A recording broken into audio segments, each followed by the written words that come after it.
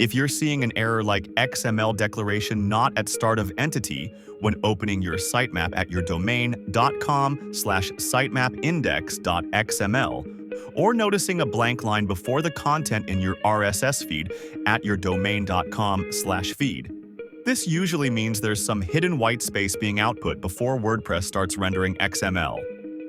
This can break search engine parsing and feed readers. But don't worry, there's a quick fix. Just go to your WordPress dashboard, then click on Plugins and select Add New. In the search bar, type Whitespace Fixer.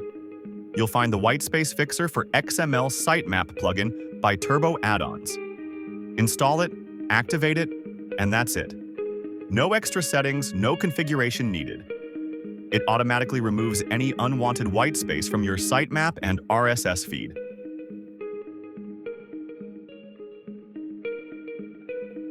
Your XML will load cleanly without errors.